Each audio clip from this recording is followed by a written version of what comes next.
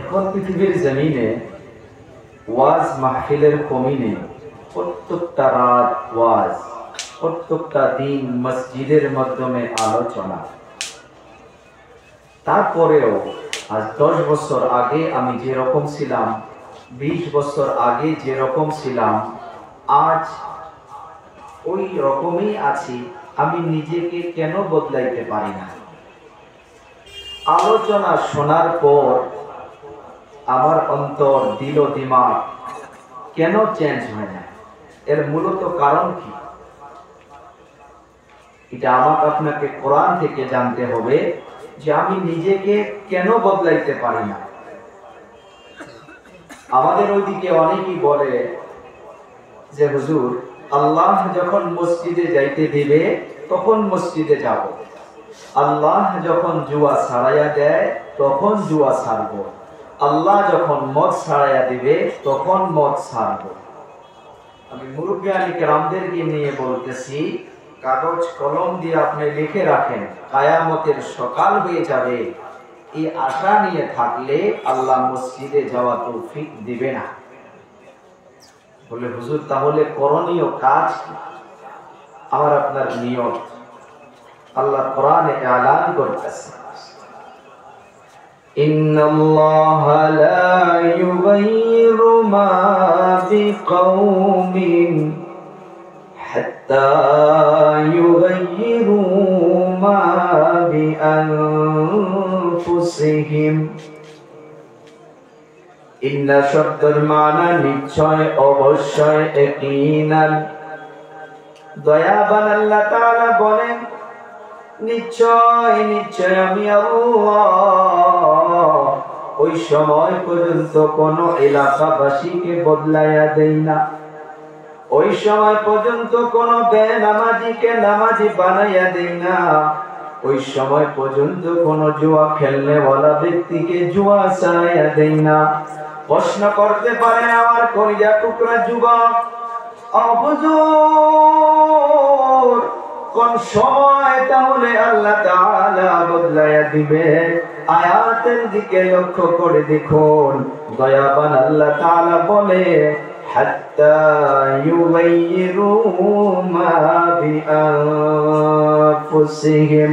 ওরে বান্দা, তুমি যতক্ষণ পর্যন্ত নিজেই নিজেকে বদলানোর জন্য চেষ্টা করবা না, নিজেই নিজেকে ভালো বানানোর জন্য চেষ্টা করবা না, তার একটা সেকেন্ড আগে আমি আল্লাহ তাআলা কাউকে বদলাইয়া দিব না। আমার কলিজা টুকরা যুবক, আওতারু জানেরা, আমার আব্বু জানেরা, শুনুন, ওয়াজের ময়দানে যদি বসেছি রে বাবা, আমার আপনাকে নিয়ত করতে হবে, আল্লাহ গো, বিগত যা হয়েছে হয়েছে আল্লাহ, আজ নিয়ত করতেছি এই যুবকদের আয়োজিত মাহফিলকে আল্লাহ আমার আপনার জন্য হিদায়াতের জরিয়া বানাইয়া দাও। আল্লাহর কাছে চাইতে হবে, নিজেই নিজে নিয়ত করতে হবে, চেষ্টা নিজেই করতে হবে। নবী আমার বলেন, আস-সা'য়ু মিন্না ওয়াল ইতমামু মিনাল্লাহ। ওরে বান্দা, চেষ্টা করা তোমার কাজ, আর পুরা করা হইতেছে আমার আল্লাহর কাজ। আর কতদিন বলবো? যুবকগুলো একদল বলে, হুজুর আমাদের তো এখনো সময় হয় নাই, আমাদের তো এখনো মসজিদে যাওয়ার সময় হয় নাই। পরে যুবক, অন্তরে হাত দিয়ে একটা কথা বলতে পারবা যে পৃথিবীর থেকে তুমি কবে চলে যাবা? কোন একটা দিন বাকি নাই, মরণের খবর কানের মাধ্যমে আসে না। আজ মরিগাঁও আমি পেয়ে গেছি, দুটা আমার এলাকার যুবক অ্যাক্সিডেন্ট হইয়া জাগার মাধ্যমে মরার মতো হইয়া গেছে। হাসপাতালের মাধ্যমে, বেডের মাধ্যমে আছে। খবর পেয়েছি একজন চলে গিয়েছে আমার এলাকা। এমন ভাবে প্রত্যেকটা দিন কানের মাধ্যমে খবর আসে, খবরে চলে গেল, অমুক অ্যাক্সিডেন্ট হইয়া চলে গেল। পানির নিচে লাশ, গাড়ির নিচে লাশ। যুবক রাত্রবেলা ঘুমায়া পড়ে, সকালবেলা যুবক দরজা খুলতে পারে না। ও বাবা বাবাজিরা কেমন করে জবান থেকে বলি, হুজুর আমাদের তো এখনো সময় হয় নাই। আল্লাহ রাব্বুল আলামিন আজরাইলকে প্রশ্ন করেছিল, ওরে আজরাইল, বল পৃথিবীতে তুমি এত জীবনকে কবজ করেছো, আজ পর্যন্ত তোমার কারো উপরে কি কিছু দয়া মায়া লেগেছিল নাকি? আজরাইল বলে, আল্লাহ, দুটা জীবনের উপরে কিছু দয়া লেগেছিল, দুটা জীবনের উপরে কিছু মায়া লেগেছিল। আল্লাহ পাক প্রশ্ন করলো, রে আজরাইল বল নাম্বার 1 কে? আজরাইল উত্তর দিয়া বলল, আল্লাহ, যিনার নাম হইতেছে সাদ্দাত। আল্লাহ গো সাদ্দাতের জীবনটা কবজ করতে কিছু মায়া লেগেছিল। কেন? সাদ্দাত আল্লাহর মোকাবেলায় টাকা পয়সার জোরে, ধন দৌলতের জোরে সাদ্দাত আল্লাহকে বলছে, আমাকে আল্লাহর জান্নাত লাগে না। নাউজুবিল্লাহ বলি। ওর টাকার দ্বারা দুনিয়াতে বড় একটা বালাখানা বানানো শুরু করেছে, বিল্ডিং বানানো শুরু করেছে, ওখানে বড় বড় ফুল বাগিচা শুরু করেছে, ওখানে অনেক কিছু বস্তু শুরু করেছে, ওখানে যা যা আরামের বস্তু সব কিছু আয়োজন করেছে। আল্লাহ দেখতে আছে, আল্লাহ দেখতে আছে। আল্লাহ রাব্বুল আলামিন অবশেষে আজরাইলকে বলল, রে আজরাইল, যাও যাও যাও, চলে যাও চলে যাও, সাদ্দাতের বাড়ির নিকটে চলে যাও। আজরাইল চলে আসলো, সাদ্দাত ওদের বাড়িকে ওপেনিং করবে, ফিতাটা কাটবে সাদ্দাত। আল্লাহ তাআলা আজরাইলকে বলেছে, রে আজরাইল যাও, তার পিছনে দাঁড় করে থাকো। যখন সাদ্দাত একটা ফিতা কেটে যখন কদম কদমটা তার দরজার মাধ্যমে এন্ট্রি করলো, আল্লাহ পাক আজরাইলকে বলে, আজরাইল, তোর যদি চাকরিটা রাখতে চাস, সাদ্দাত যেন 2 নম্বর কদমটা তুলে সে যেন আর ঘরের মাধ্যমে প্রবেশ করতে না পারে।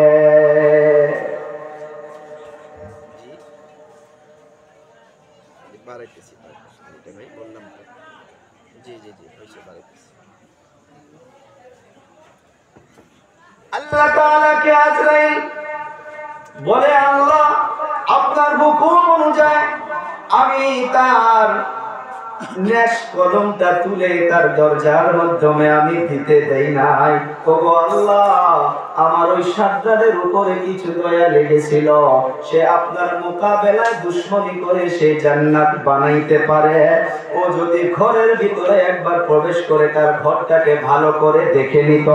আল্লাহ তাআলা ডাক দিয়ে বলে, আজরাইল শোন, লিকুল্লি উম্মাতিন আজাল, ইযা জাআ আজালুহুম লা ইস্তাখিরুনা সাআ ওয়া লা ইস্তাকদিমুন। আল্লাহ তাআলা বলেন, সমস্ত মানুষের জন্য সময়কে নির্ধারণ করে রাখা হয়েছে। যখন কারো সময় দুনিয়া থেকে খতম হয়ে যাবে, আজরাইল যখন চলে আসবে, পৃথিবীর জমিনে ঘড়ির সেকেন্ডের কাঁটা যেমন ঠিক ঠিক করে চলে যায়, এই 1 সেকেন্ডও পৃথিবীর জমিনে কোনো মানুষ আর দেরি করতে পারবে না। যান হাসপাতালে চলে যান, কত মুরব্বিয়ানি কিরাম বিছানার মাধ্যমে শুয়ে শুয়ে আল্লাহকে বলে, আল্লাহ, আর দুনিয়া ভালো লাগে না, আর পৃথিবী ভালো লাগে না, আল্লাহ গো, দুনিয়া থেকে আমাকে নিয়ে যাও। আল্লাহ পাক বলে, ওয়ালা ইস্তাকদিমুন, পারবা না, তোমার যতক্ষণ পর্যন্ত সময় হবে না, তার 1 সেকেন্ড তো আগে কেউ কবরে আসতে পারবা না। যদি আপনাকে কেউ প্রশ্ন করে কবে চলে যাবা, আমার আপনার কথাটা বন্ধ হয়ে যাবে যে না না, আমি তো এটা বলতে পারবো না। কোরআন বলতেছে, রে বান্দা শোন, এই দুনিয়ার পরিচয় সব মিথ্যা। আমি বড় ডক্টর মিথ্যা। আমি বড় হাফিজ মিথ্যা, আমি বড় আলিম মিথ্যা। প্রশ্ন হয় তাহলে আল্লাহ কি পরিচয় নেবে কোনটা সত্য? পারা নাম্বার 4 পৃষ্ঠা নাম্বার 2 লাইন নাম্বার 2 এর ভিতরে আল্লাহ তাআলা বলেন, ইয়া আইয়ুহাল্লাযীনা আমানুত্তাকুল্লাহা হাক্কা তুকাতিহি ওয়া লা তামুতুন্না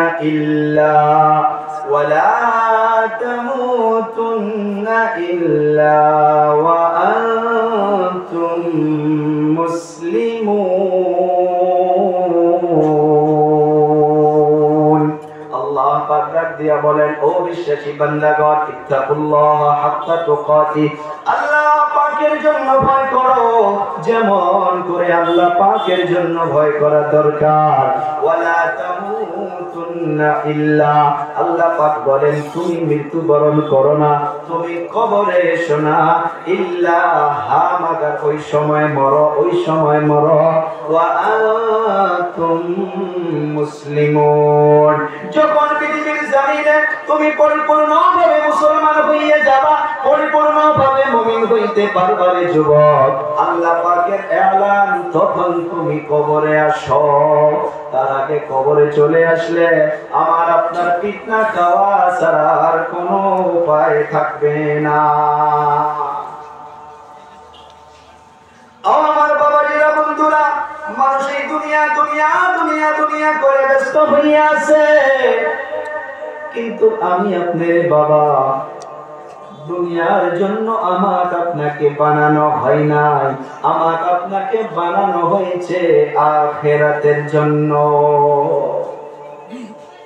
নবী আমার বলেন, ইন্নামাদ দুনিয়া খুলিকাত লাকুম ওয়া আনতুম খুলিকতুম লিল আখিরাহ। সাহাবা কেরামদের টার্গেট দুনিয়া ছিল না, দুনিয়া ছিল না, তাদের টার্গেট ছিল জান্নাত, জান্নাত, জান্নাত। একজন সাহাবী দেখতে অনেক কালো, নাকগুলো তেড়া, চোখ দেখতে ভালো নয়, নবীর সম্মুখে বসে আছে।